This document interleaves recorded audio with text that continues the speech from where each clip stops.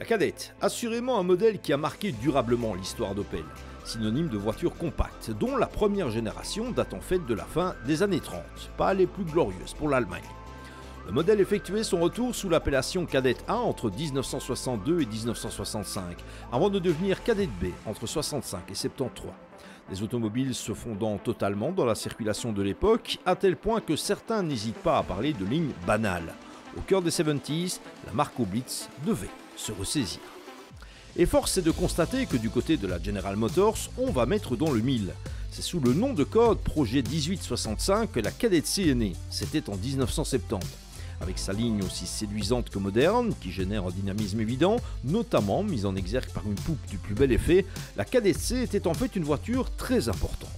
Non seulement la General Motors allait conjuguer le concept de différentes façons, qu'elles soient stylistiques ou mécaniques, mais cette voiture devait partir à la conquête de plusieurs marchés partout dans le monde, qui plus est sous des appellations différentes. La voiture que vous avez sous les yeux s'appelait donc Opel Kadett C en nos contrées, Isuzu Gemini au Japon puis aux États-Unis, Daewoo Maepsi en Corée du Sud, Chevrolet Chevette au Brésil et elle a servi de base à la Vauxhall Chevette outre-Manche. Cette méthode, qui allait se généraliser par la suite, reposait donc sur une base commune pouvant accueillir des éléments de carrosserie différents ainsi que des mécaniques robustes à défaut d'être nécessairement brillantes. Et les unités de production étaient réparties sur toute la planète.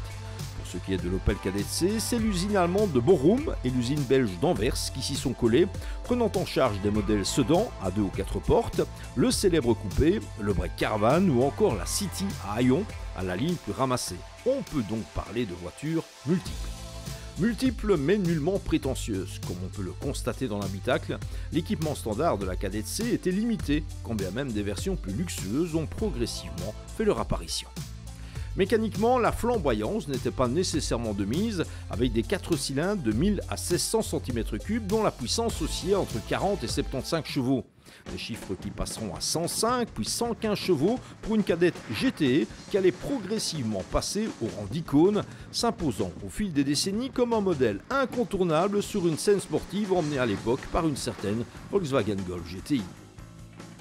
C'est sans doute ce qui a poussé d'innombrables propriétaires de Kadett C à accentuer l'image sportive de leur véhicule en les parant de quelques artifices bien connus. Phare additionnel, jantes du plus bel effet, spoiler, béquet, la petite Allemande a souvent gagné en agressivité comme l'illustre parfaitement notre modèle du jour, en fait une version 1200S boostée par 2 carburateurs Weber. L'intérieur de cette voiture, dans le style Recaro, contribue également à rappeler cette ambiance sportive. Plutôt légère, avec ses 790 kg sur la bascule, l'Opel Kadett C allait rapidement faire l'objet de préparations à des fins de compétition. La version coupée GTE allait d'ailleurs faire un malheur, au point de conquérir le titre de championne d'Europe des rallyes en 1979, des œuvres du pilote allemand Jochi Klein.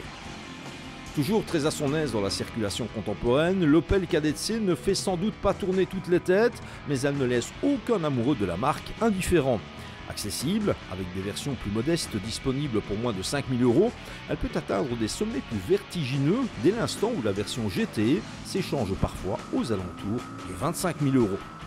Produite à plus d'1,7 million d'exemplaires, l'Opel Kadett C, ses frangines comptent assurément parmi les modèles qui ont marqué l'histoire automobile.